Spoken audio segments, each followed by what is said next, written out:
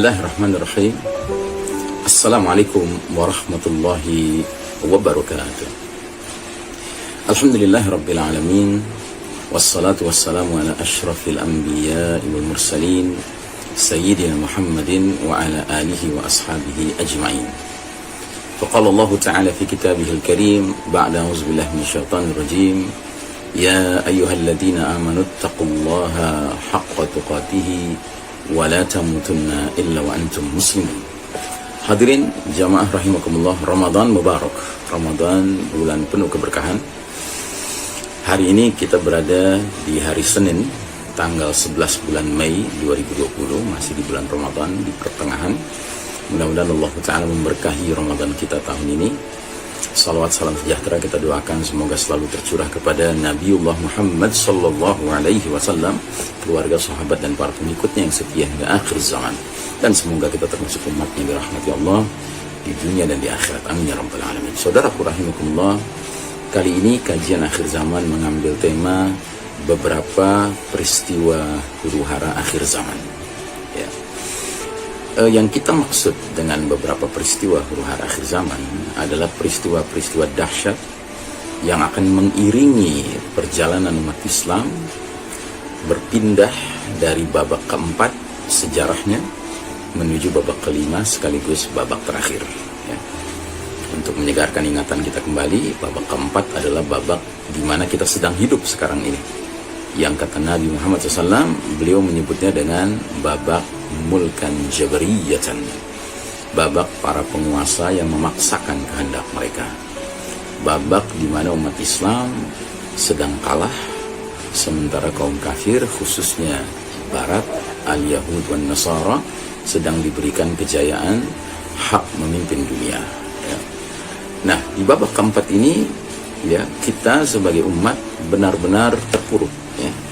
Kita di babak keempat ini benar-benar babak belur. Ya.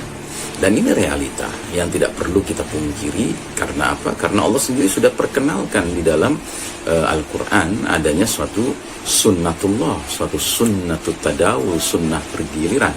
Ya.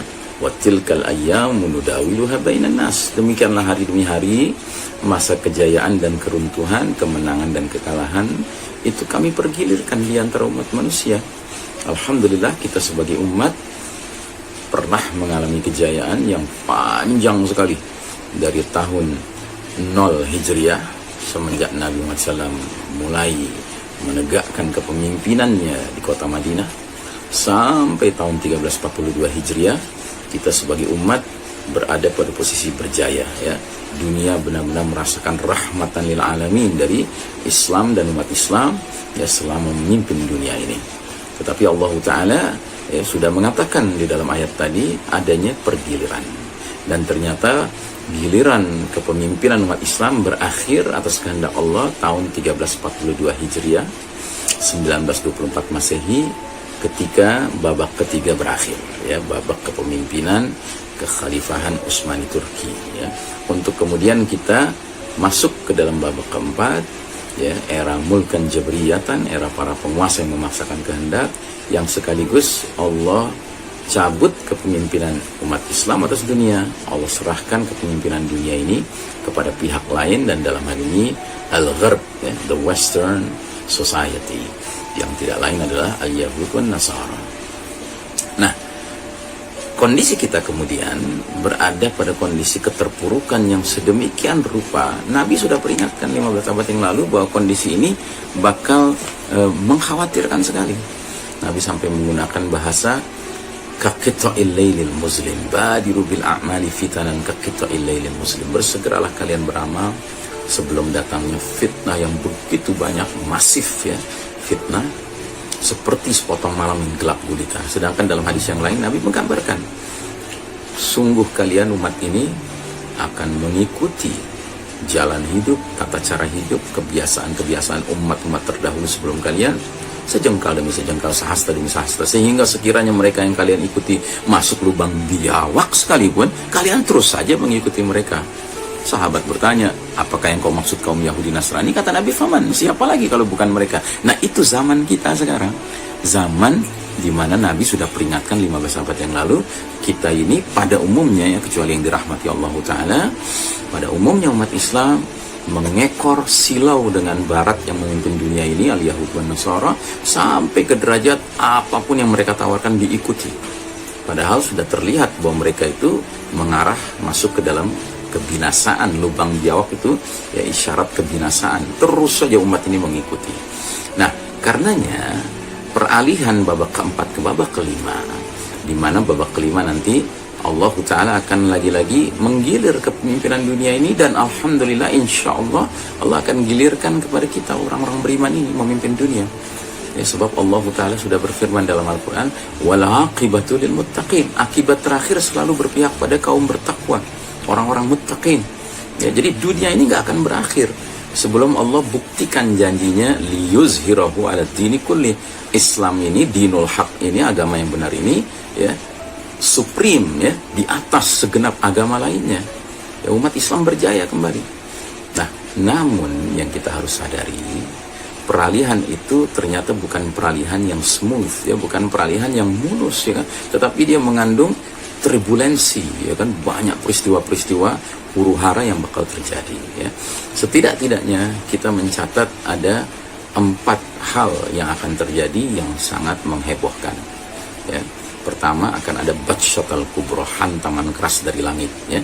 Allah Ta'ala berfirman dalam surat Ad-Dukhan ayat 16, yauma nabtishul batsyatal kubra inna muntaqimun ya, pada hari ketika kami menghantam mereka dengan hantaman yang keras, sesungguhnya kami adalah yang maha pemberi balasan ya. Maksudnya apa? Allah memberi balasan ya, balasan atas perilaku umat manusia yang dipimpin oleh kaum kafir. Lalu kaum kafir ini memimpin jelas tidak dengan petunjuk Allah dan Rasulnya, tetapi dengan petunjuk syaitan ya, petunjuk iblis ya. Yang berarti apa yang mereka lakukan? Yang mereka lakukan adalah fasad, kerusakan, sebagaimana yang kita saksikan hari ini. Begitu banyak kerusakan di berbagai bidang kehidupan ya, karena kepemimpinan tidak menggunakan kitabullah was sunnah sebagai petunjuk, sebagai arahan kehidupan, tetapi yang mereka ikuti adalah ajaran-ajaran syaitani ya, ajaran sekularisme, materialisme, hedonisme, liberalisme, pluralisme ya, ajaran-ajaran yang sifatnya buah pemikiran manusia yang sudah dipengaruhi hatinya oleh syaitan ya, sehingga tentu mengarah kepada kerusakan. Karenanya Allah Ta'ala sudah memperingatkan, ini ujung-ujungnya Allah akan datangkan hantaman keras ya, sebagai sebuah balasan dari Allah Ta'ala.